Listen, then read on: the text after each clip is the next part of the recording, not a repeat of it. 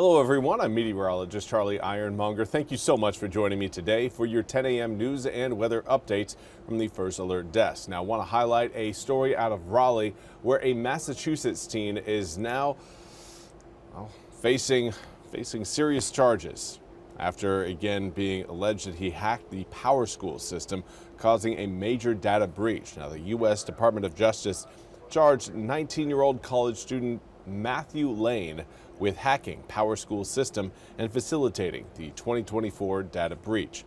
The breach may have exposed personal information of millions of students, teachers, and parents across North Carolina, according to officials. Now, Lane reached a plea deal with the government on Tuesday, pleading guilty to charges including cyber extortion, unauthorized access to protected computers, and identity theft.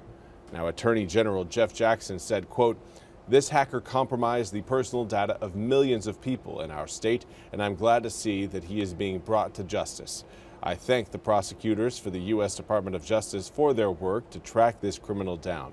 My office will continue its investigation into PowerSchool's role in this event," end quote.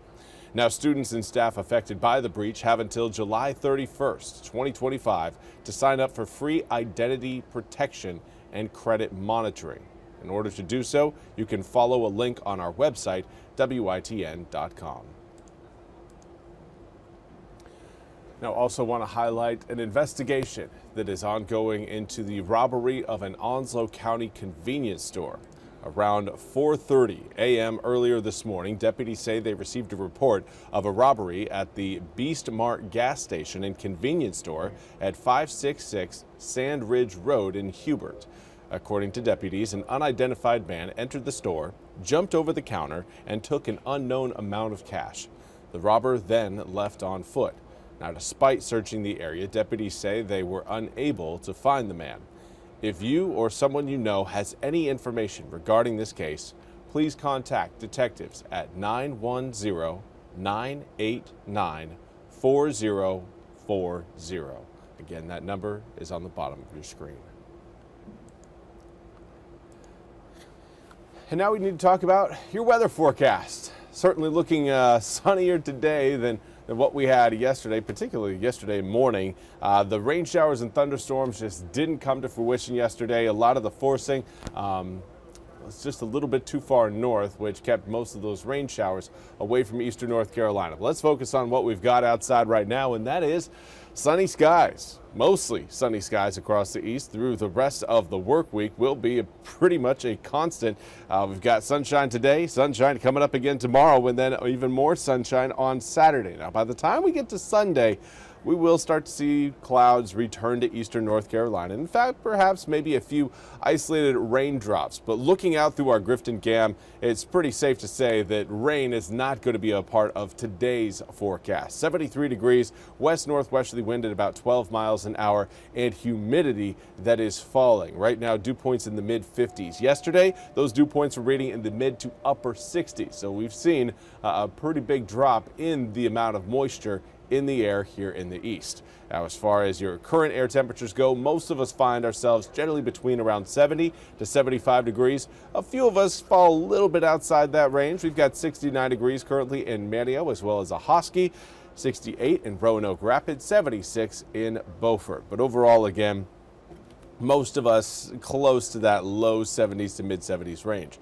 Dew points, though, humidity have come down. Now we're seeing more of the 50s and the 60s as far as your humidity levels go. That is encouraging for anybody who likes to take a little bit of a stroll outside and not be faced with the prospect of sweating immediately right when you open the door. That drop in humidity, the drop in your dew points, again, encouraging for those who like to be outdoors. Now, that low humidity will stick with us over the next couple days. Today and tomorrow, and then even Saturday, will gradually start to come back over the weekend, though. Over the next several days, we'll also see mostly sunny skies. Models trying to bring maybe a few splash showers near the coast coming in tomorrow. I'm not putting a whole lot of stock into that, but do at least want to mention it.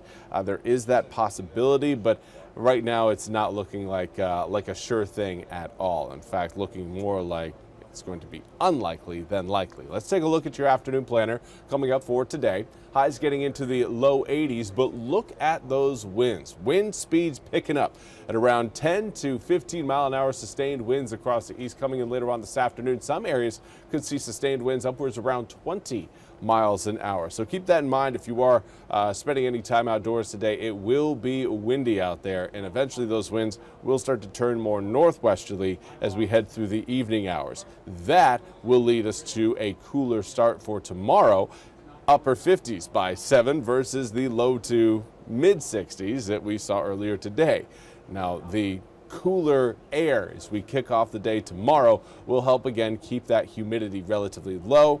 Overnight lows will again fall down into the mid to low 50s again tomorrow night into your Saturday morning. So that's something, again, if you're a fan of the cooler air, that I'm certain you'll probably be quite thankful for. Here's a look at your full 8-day forecast. 82 today, 74 tomorrow, and then we'll gradually warm back up through the holiday weekend. We've got 77 on Saturday, 79 on Sunday, albeit with more cloud cover. 81 on Memorial Day, and there we're looking again at a better opportunity for rain showers, particularly closer towards the coast. That's all we have time for today's 10 a.m. news and weather update from the First Alert Desk. I want to thank you all so much for joining me today. We'll be back with more news and weather coming up at the top of the hour. Until then, I hope you all have a wonderful Thursday.